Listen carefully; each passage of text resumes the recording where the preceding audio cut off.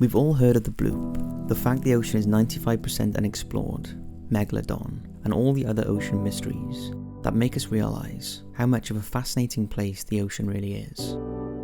But given its size, there are thousands of mysteries that are still unexplained.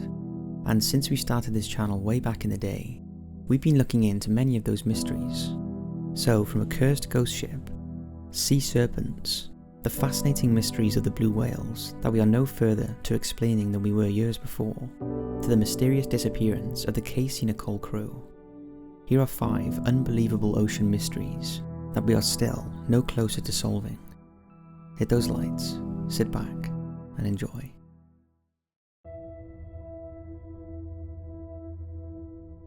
The disappearing crew of the Casie Nicole.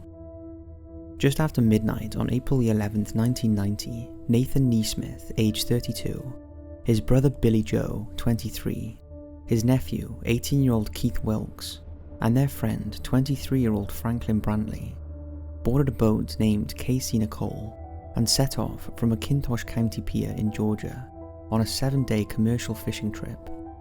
It was the first outing for the 34-foot boat since it had undergone extensive maintenance work. Around 3:30 AM the next morning, Nathan was at the helm of the boat steering it towards a reef so they could start fishing, when he realised there was something wrong with the vessel. She was heavy to manoeuvre and was ploughing through the waves rather than going over them. Nathan alerted the others who were sleeping, and further investigation showed that not only was there a mechanical issue with the boat, but it was also taking on a lot of water, and the cabin was rapidly filling. When they tried the bilge pumps, they were not working, so all 4 men attempted to scoop out the water using buckets. When this failed, they sent out a mayday over the radio, but received no response. Eventually, they decided to abandon ship, and with their life jackets on, they launched the inflatable lifeboat. But it was soon apparent there was a problem with the raft. Not only did it have a hole in it, but it was for 2 people, and there were 4 of them. The men had no choice but to stay with the raft, with 2 hanging off the side and 2 inside, but it was sinking fast. To try and keep it buoyant, they attached a hatch cover that was floating by. The 4 men clung to the cover in the hope that they would be seen by a passing boat. As it got light, they could see the Casie Nicole still half afloat in the distance, so Nathan, despite protests from the others, took the decision to swim to the stricken vessel to see if he could salvage anything and summons help. Now, this is where it gets a bit murky. Nathan claims that the Casie Nicole was about 3 miles away, and it took him around 7 hours to reach her. And when he got there it was dark, so he clung to her hull and waited until the next morning. He then claims he noticed a freighter in the area close to where the other 3 men were. He said the freighter was acting oddly and appeared to be going around in circles, stopping several times. This gave Nathan the impression that it was picking up his brother and the other 2 crew members. However, oddly, they didn't attempt to rescue him. Nathan claims he clung to the Casie Nicole until eventually he spotted a large bait box. He figured it was more stable than the upturned hull, and he clambered into it. He stayed in the box floating in the ocean for 3 days, clinging to life, and was finally rescued on April 16th, 1990. He was starved, dehydrated, and in a bad way. He was taken to hospital, where he claims he heard voices whilst he was floating in the sea, and that's what kept him going. He was also shocked to learn that the 3 others hadn't been rescued, as he assumed they'd been picked up by the freighter. When it was realised there were still 3 crew members missing, a search party was sent out, but despite their extensive efforts, they were never found. Since the incident, speculation has been rife, in particular around Nathan's version of the events, and theories about what happened to the missing men are mixed. Some say Nathan's story is suspicious. After all, it does seem strange to abandon the others and swim for over 7 hours to reach a sinking boat hull. Others think the freighter story is far-fetched, and many speculate that Nathan is directly involved somehow. Some believe the 4 men may have been a part of a drug trafficking ring, but something went horribly wrong, or that the freighter was part of drug trafficking, and the crew took the men prisoner or killed them to keep them quiet. The men's family are convinced the 3 were taken prisoner by the crew of the freighter, and have been held in a foreign country, possibly Cuba, ever since. However, there is a strange twist to this mystery. In the weeks after the incident, Nathan's sister, Anenda, received a strange phone call from a man who spoke Spanish, and seemed unable to understand English. The man just kept repeating Honna's phone number and saying her name before cutting off. That same day, an unusual call also came through to Doug Tyson, the owner of the Casie Nicole. Once again, the caller was a Spanish man, and according to Tyson, the only English word he knew was his name and his telephone number. Over the next year, 5 more calls came in, 3 to Unenda and 2 to Tyson. The last call was to Unenda on March the 6th, 1991. The caller spoke a single sentence in English: "I'm bringing him home." There have been no more calls. The family and Doug believe that this man was referring to one or more of the missing men, and they still hold out hope that they are alive somewhere. So what really happened to the lost crewmen of the Casie Nicole? Officially, Billy Joe Neesmith, Keith Wilkes and Franklin Brantley are now presumed dead, but unofficially it's entirely possible they may still be alive. What's your thoughts on this one? The disappearance of Yves-Emmanuel and Laurent Hernas. On December 22nd, 1991, at around 10 PM, a speeding car was pulled over by Officer Belanga along a highway that led to the local marina in Goose Creek, South Carolina. Inside the car were 3 men, and Belanga asked for their license and registration, but no one responded. After repeating the request, the man in the back seat said something in a foreign language to the driver that prompted him to hand over his papers. After checking the information, the officer told them to be on their way and to drive carefully, but again he received no response. The next day, while reading the newspaper, Belanga was shocked to see photos of the 2 men he had pulled over the previous night. According to the paper, they were missing French sailors 37-year-old Yves-Emmanuel and 25-year-old Laurent Hernas, who had recently been the focus of an intense search by the United States Coast Guard. The report stated that the 2 sailors had been hired to deliver a French-made sailboat to its new owners.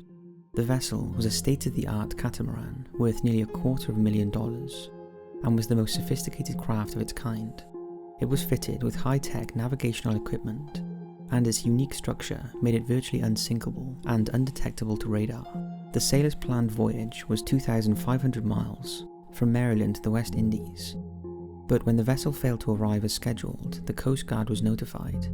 They searched for over 2 weeks, but there were no sightings of the boat along its sea course. Although strangely, the boat had been spotted a number of times several miles off course, in what is known as the Intracoastal Waterway, a protected inland passage that stretches thousands of miles from New England through Florida. It was a complete mystery what the boat was doing there. Further investigations revealed that a 3rd man had also been spotted on the catamaran, and the mysterious 3rd passenger was sighted by at least 5 different witnesses along the waterway. This led to speculation that perhaps one or both of the Frenchmen had been involved in stealing the boat, although their families and friends refused to accept that theory, claiming they would never be involved in anything criminal, and suggested instead that the 3rd man could have commandeered the boat and forced the 2 men to sail it. Others suggest that maybe they unintentionally sailed into Cuban waters and are being held in a Cuban prison, although this seems unlikely. Whatever the theories, Yves-Emmanuel and Laurent Hernas are still missing, and no sign of them or the catamaran have ever been found. However, perhaps the biggest mystery of all is what were they doing in a car with an unknown man weeks after they had been reported missing? Is it possible that they were being held against their will? Was their captor the man in the back of the car that Officer Belanga pulled over? Or could they have fooled anyone and made off with $250,000 worth of a yacht? What do you think? Blue whales. We can't wait to talk about these guys, and we're probably going to do a documentary and some other videos on them because they're so fascinating. You probably won't believe this, but one of the biggest ocean mysteries is the blue whale. And it's remarkable that the largest animal on Earth can be so mysterious. We actually know more about the moon than we do about these. These spectacular giants of the sea inhabit most of the world's major oceans and are the largest animal to ever live on Earth, even larger than dinosaurs. And we have the privilege of sharing the planet with them.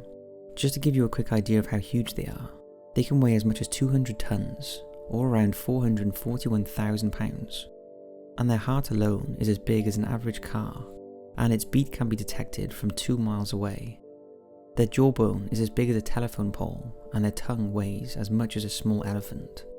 However, despite knowing their massive proportions, that is about all we know about them, and sadly, many of their measurements have derived from data collected from dead whales being killed by humans. For years, blue whales were hunted for their blubber and meat, and it drove these gentle giants to near extinction. And because it's believed that blue whales can live to over 100 years old, those living today may still remember being hunted by humans. Thankfully, this barbaric behaviour stopped in the 1970s, and blue whales are now protected, although their numbers have been slow to recover, mainly because as far as we know, they produce slowly and infrequently. A big reason we know so little about blue whales is their elusive nature, and no breeding ground has definitively been discovered yet, meaning scientists have no idea when they reach sexual maturity or the specifics of their reproduction. Although satellite tags have allowed scientists to track the movements of blue whales in the North Pacific and Indian Oceans, to date they are no nearer to finding out where they go to breed or what they do when they are deep below the water surface. However, what has been learnt in recent years is that blue whales will not just eat for the sake of it, and will pass up smaller meals in favour of a larger catch.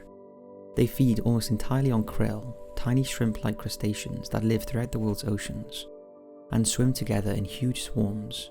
Take a look at this incredible footage of a blue whale feeding.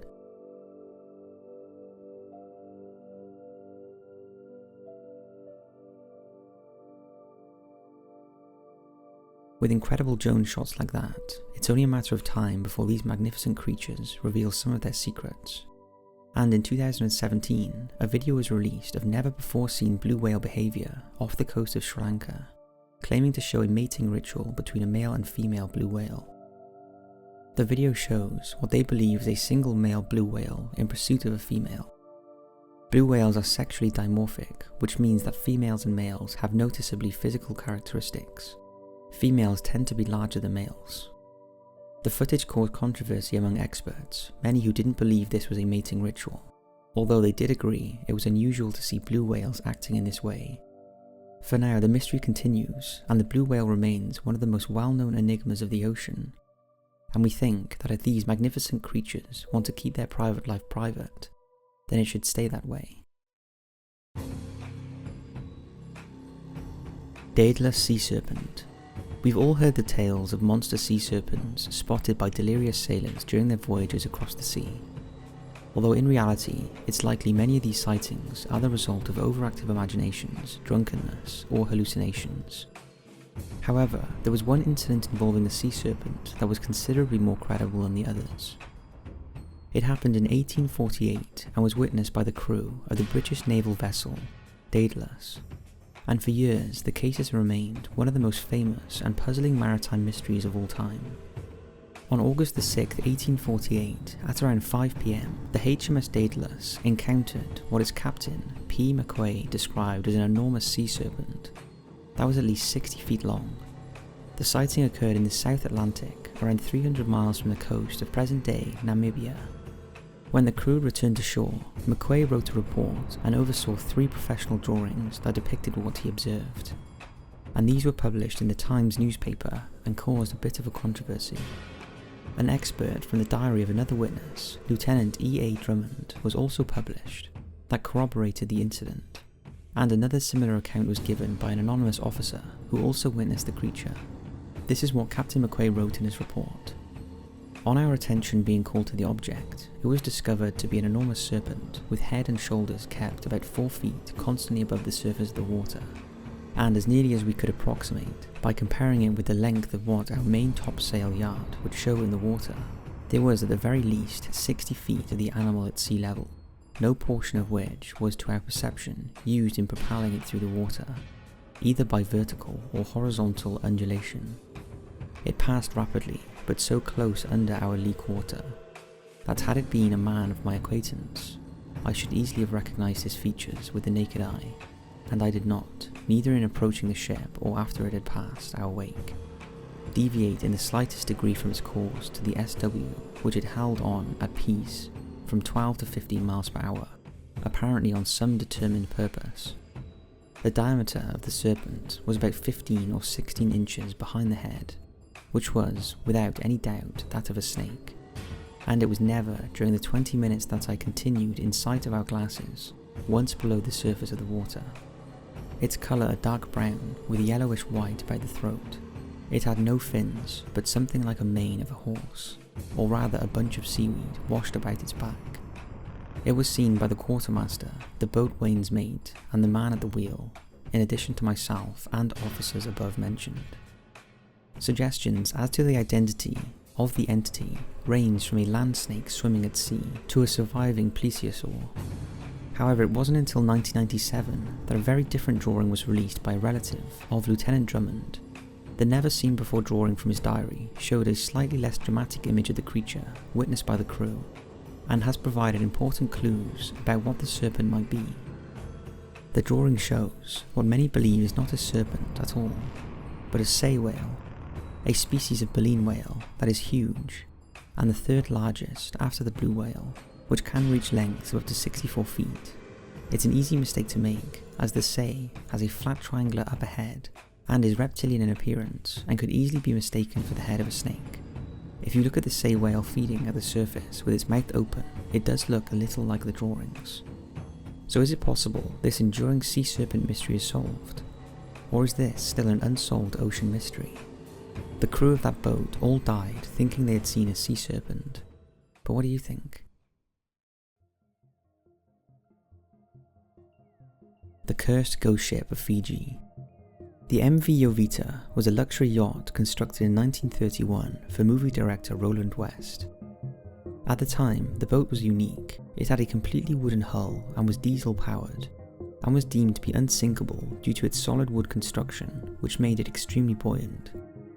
West eventually sold the vessel in 1936 to a Milton E. Beacon, and after making numerous trips to Mexico, it was acquired by the US Navy in 1941. The Navy reconfigured the vessel and transformed it into patrol boat YP-108. Its duties during this time mostly consisted of patrolling the island of Hawaii until the end of World War II. After the war ended, the vessel was decommissioned and sold. Over the next few years, the MV Jovita changed hands several times until it ended up with a British-born sailor living in Samoa by the name of Captain Thomas H. Miller, who used it as a fishing charter and passenger boat. On October 3, 1955, the MV Jovita embarked on a routine merchant passenger run from the Samoan capital of Apia to the Tokelau Islands. On board were 25 passengers and crew, as well as 4 tons of cargo. That included medical supplies, timber, empty oil drums, and various foodstuffs. Prior to the trip, the ship had various setbacks, including the failure of its port engine clutch. But despite this not being properly repaired, the ship sailed away with only one working engine. Interestingly, this wasn't the first time bad luck had fallen the MV Jovita. During its days in the Navy, it had run aground and sustained heavy damage, and the boat had been considered unlucky amongst superstitious sailors. The trip was expected to take 2 days, but when the ship didn't arrive on time, it was initially thought it had been slowed down by the loss of one of its engines. But as the days stretched into weeks, the worst was feared, and the Royal New Zealand Air Force conducted an extensive search and rescue operation. However, despite scouring nearly 100,000 square miles of ocean, not a trace was found of the MV Jovita. Then, almost a month later, on November 10, 1955, the captain of merchant vessel Tuvalu spotted the missing Jovita off of the Fiji island of Vanua Levu. The boat was around 600 miles off course. As the Tuvalu approached, it was obvious there was no one aboard. The MV Jovita was floating aimlessly and listing heavily. When investigators boarded the ship, they discovered all the cargo was gone except the oil drums.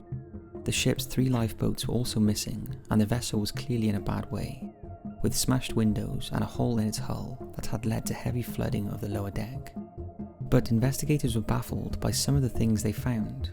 All of the lights in the cabins were on, as were the navigational lights, and all of the electrical clocks on board had stopped at 10:25, possibly due to the ship's generators cutting out at the time. The radio was functioning and was set to an international distress channel, although it appeared that the distress signal had never been sent.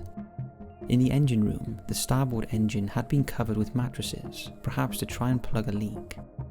The bilge pump was clogged up, and an auxiliary pump was rigged up but not connected to a power source. They also found a medical bag filled with bloodied bandages. The ship's logbook and navigational equipment was all missing, as well as several firearms that Captain Miller had kept on board. An inquiry was launched into the mysterious circumstances, but little was found to answer the question of what had happened, apart from the obvious damage to the ship and the flooding. Although it was revealed that Captain Miller had been transporting passengers with an elapsed license, and that there was not enough lifeboats to accommodate everyone on board, meaning that many of them almost certainly took to the water in life vests. In the end, the official inquiry deemed the disappearances as inexplicable. So just what happened to the 25 people on board? Well, one of the biggest mysteries is why the abandoned ship. After all, the MV Jovita was unsinkable and proved that by being found still afloat. Listing or not, the Jovita was essentially still completely seaworthy. There was also still plenty of food and water on board. Another mystery is why the ship did not send out a distress signal when the equipment on board was in working order. Over the years, there have been many theories, and one enduring thought is that Captain Miller was killed or injured and was unable to command the ship, leaving the crew and passengers panicked in the face of the flooding, and therefore abandoning ship. It was revealed that Miller had a volatile relationship with his first mate, Chuck Simpson, and the two often fell out. They may have come to blows, and Miller was seriously injured or even killed. This may explain the bloodied bandages found in the medical kit. Another idea is that the ship was attacked by some outside force, possibly pirates, that caused the crew and passengers to flee the ship in a hurry. Although this seems very unlikely, as there was nothing on board that would be any value to pirates. Another theory is that the ship was captured by a Soviet submarine, and the crew and passengers were kidnapped. There was even speculation that there were still secret Japanese forces operating in the Pacific after World War II, perhaps unaware that the war had ended, and that these forces had set their sights on the boat. Of course, there are those that think the disappearances are likened to alien abductions or some other unknown force. However, in a strange twist of the story, in the years following the incident, it was reported that Captain Miller had been spotted alive in Singapore, the West Indies and Honolulu, promoting claims of an attempted insurance fraud. Although none of these claims have been proven, the sad reality is that if the passengers and crew were forced off the boat for whatever reason and took to the waters in life vests, it's likely that they either drowned or were eaten by sharks one by one. But not one single piece of evidence has ever been found to suggest that. So ultimately, we may never know what happened to the 25 people who felt the need to abandon a fully stocked, unsinkable ship and take to the sea that could be very likely their final resting place. So that's 5 ocean mysteries that are still unsolved. We hope you've enjoyed this video, and again, let us know if you'd like us to look more extensively into the mysteries of the blue whale. Thanks for watching, and as always, we'll see you in the next video.